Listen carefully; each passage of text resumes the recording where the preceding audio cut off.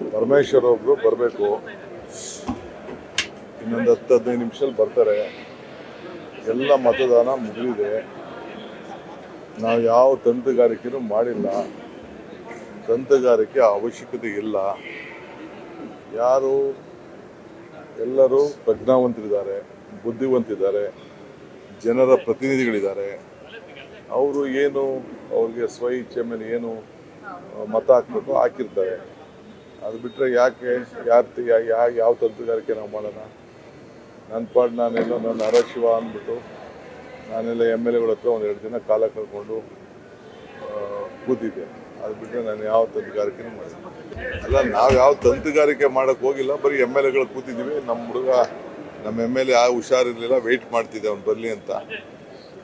ಇಕ್ಬಾಲು BJP ಮತ್ತು JDS ಇಂದ ಕಾಂಗ್ರೆಸ್ಗೆ ಮತಗಳು ಬಂದಿವೆ, ಕೆಲವು ನನಗೆ ಗೊತ್ತಿಲ್ಲ. ಕ್ರಾಸ್ ಯಾಕೆ ಕ್ರಾಸ್ ಆಗ್ತದೆ? ಕ್ರಾಸ್ ಆಗುವಂಥ ಅವಶ್ಯಕತೆ ಏನಿಲ್ಲ. ನಮ್ಮ ಹತ್ರ ಏನು ಓಟ್ ಇದೆ, ನಮ್ಮ ಓಟ್ ನಮ್ಗೆ ಹಾಕೊಳ್ಳಿ ಅಂತ ನಾವು ಕೇಳ್ಕೊಂಡಿದೀವಿ ಅಷ್ಟೇ. ಕ್ಯಾಂಡಿಡೇಟ್ಗಳು ಏನೇನು ಮಾಡ್ಕೊಂಡಿದಾರೋ ಗೊತ್ತಿಲ್ಲ ನನಗೆ. ನೋಡ್ರಿ, ಅಟ್ಲೀಸ್ಟ್ ನಾವೆಲ್ಲ ಸೇರಕ್ಕೆ, ಅವ್ರಿಗೆಲ್ಲ ಟ್ರೈನಿಂಗ್ ಕೊಡೋಕ್ಕೆ ಮೊದಲಿಂದನೂ ನಾವು ಮತದಾನ, ಯಾಕೆಂದರೆ ಇದೆಯಲ್ಲ ಪ್ರಿಫರೆನ್ಷಿಯಲ್ ವೋಟ್ ಇದೆಯಲ್ಲ, ಆ ಪ್ರಿಫರೆನ್ಷಿಯಲ್ ವೋಟಲ್ಲಿ ಆ ಗುರುತು ಮಾಡೋದ್ರಲ್ಲೂ ಬೇಕಾದಷ್ಟು ವ್ಯತ್ಯಾಸ ಇದೆ. ಅದಕ್ಕೆ ನಮ್ಮ ಅನುಭವನ ಅವ್ರಿಗೆಲ್ಲ ತಿಳಿಸಿದ್ವಿ. MLAಗಳೆಲ್ಲ ಸುಮಾರು 60-70 ಜನ ಹೊಸಬ್ರಿದ್ದಾರೆ. ಅವ್ರಿಗೆ ಪ್ರಿಫರೆನ್ಷಿಯಲ್ ವೋಟಿಂಗಲ್ಲಿ ಹುಷಾರಾಗಿರಬೇಕು. ನೀವೆಲ್ಲ ಗಮನಿಸಿದ್ದೀರೋ ನಾವು, ಈ ಗ್ರಾಜ್ಯುಯೇಟ್ ಕಾನ್ಸ್ಟಿಟ್ಯೂನ್ಸಿ, ಟೀಚರ್ ಕಾನ್ಸ್ಟಿಟ್ಯೂನ್ಸಿ, ಅಲ್ಲೇ ಹೆಚ್ಚು ಕಮ್ಮಿ 7-8 ಸಾವಿರ ವೋಟು ರಿಜೆಕ್ಟ್ ಆಗ್ಬಿಡ್ತವೆ. ಯಾರು? Graduate, teachers. ಇಲ್ಲೂ ಬುದ್ಧಿವಂತಿಕೆ ಇರ್ತದೆ, ಬಟ್ ನಾವು ಸ್ವಲ್ಪ ಈಗ ಪ್ರಿಫರೆನ್ಷಿಯಲ್ ವೋಟ್ ಹಾಕ್ಬೇಕಾದ್ರೆ ಸ್ವಲ್ಪ ಹುಷಾರಾಗಿರ್ಬೇಕು ಅಂತ ಅವ್ರಿಗೆಲ್ಲ ಟ್ರೈನಿಂಗ್ ಕೊಟ್ಟಿದ್ದು ನಿಜ.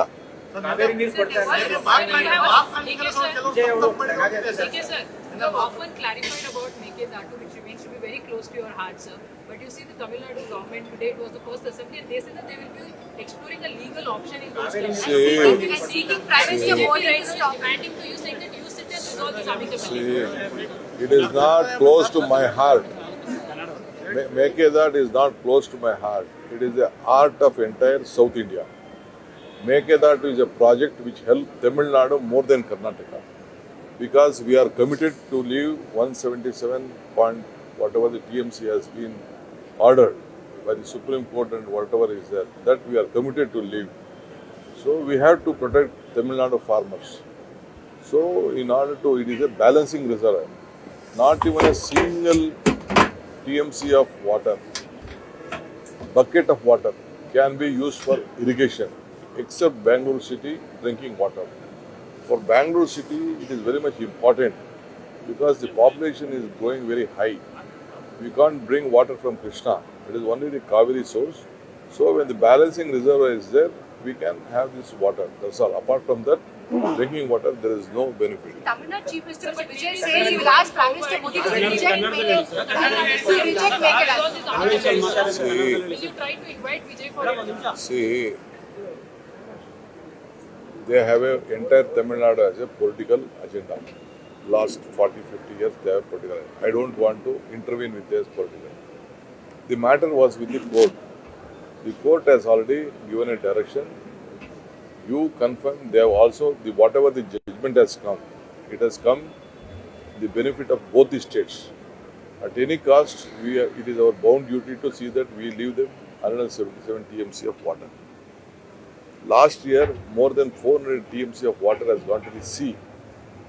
Who is responsible? We have not objected them. They are building various dams downstream.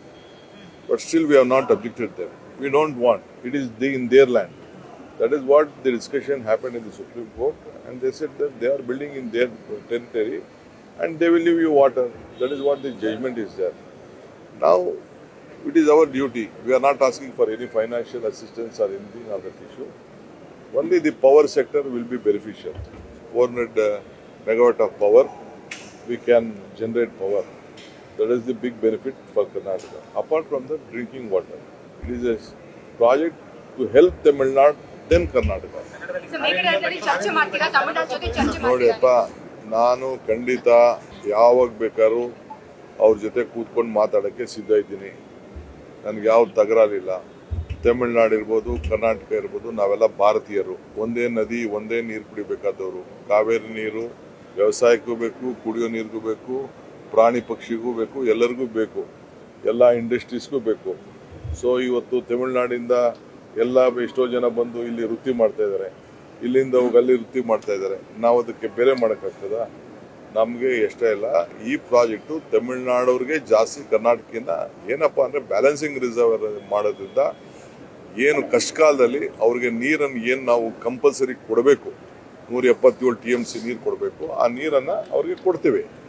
ಇಲ್ಲಿ ಏನಪ್ಪ ಅಂದರೆ ನಮ್ಮ ಮಂಡ್ಯ, ಈ ಕಡೆ ಹಾಸನ, ಈ ಕಡೆ ಬೇರೆ ಏನು ನಮ್ಮ ಜಿಲ್ಲೆಗಳಿದೆ, ಚಾಮರಾಜನಗರ, ಆ ಜಿಲ್ಲೆಗಳಿಗೆ, ತುಮಕೂರು ಜಿಲ್ಲೆ, ಆ ಜಿಲ್ಲೆಗಳಿಗೆ ಇಲ್ಲಿ ಸ್ಟೋರ್ ಮಾಡಿಬಿಟ್ಟು ಆ ತೊಂದರೆ ಸಂದರ್ಭದಲ್ಲಿ ನಾವು ಕೆಳಗಡೆ ಬಿಡ್ಲಿಕ್ಕೆ ಒಂದು ಅವಕಾಶ ಇದೆ.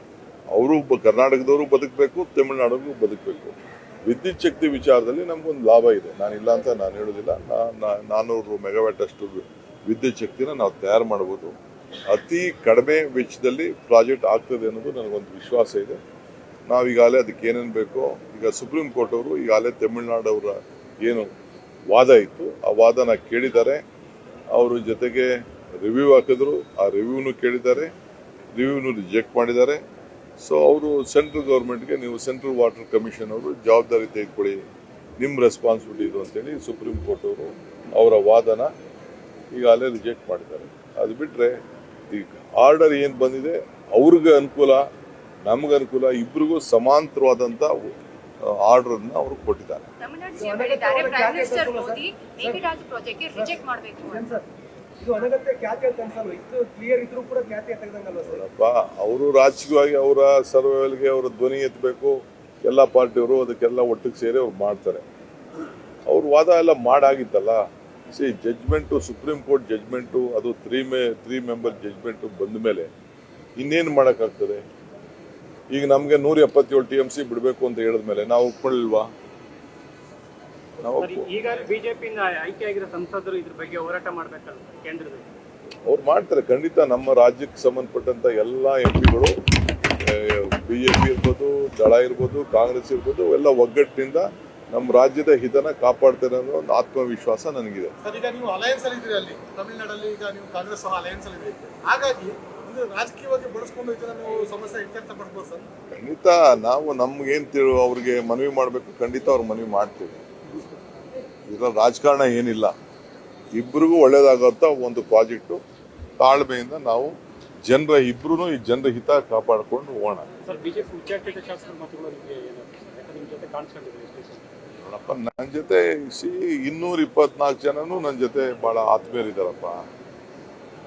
ನಾನು ಚೀಫ್ ಮಿನಿಸ್ಟರ್ ಆಗಿರೋದು 224 ಜನ ಶಾಸಕರಿಗೆ ಚೀಫ್ ಮಿನಿಸ್ಟರ್ ಆಗಿದ್ದೀನಿ ಹೊರತು ನಾನು BJP ಅವ್ರಿಗೆ, ಕಾಂಗ್ರೆಸ್ ಅವ್ರಿಗೆ, ದಳದವ್ರಿಗೆ ಅಂತ ಅಲ್ಲ.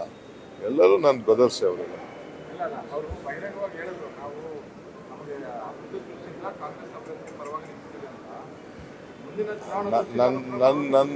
ನನಗೆ ಗೊತ್ತಿಲ್ಲ ಅದು, ಯಾಕೆಂದ್ರೆ ಅವ್ರದ್ದು ಕಾನ್ಫಿಡೆನ್ಷಿಯಲ್ ಓಟು. ನನಗೆ ನಾನು ಕಣ್ಣು ಹಾಕೊಂಡು ಇಲ್ಲಾಂದ್ರೆ ಕನ್ನಡಿ ಹಾಕಿ ದುರ್ಬಿ ಹಾಕಿ ನೋಡೋಕ್ಕಾಗ್ತದ? ಅದು ಗುಪ್ತ ಮತದಾನ. ಆ ಗುಪ್ತ ಮತದಾನ ಏನಿದೆಯೋ ಅಂತ ಗೊತ್ತಿಲ್ಲ. 6 ಗಂಟೆಗೆ ಗೊತ್ತಾಗ್ತದೆ, ಆಮೇಲೆ ಮಾತಾಡೋಣ. ತಿರುಪತಿ ತಿಮ್ಮಪ್ಪನ ದರ್ಶನಕ್ಕೆ ಹೋಗ್ತಾ ಇದ್ದೀನಿ.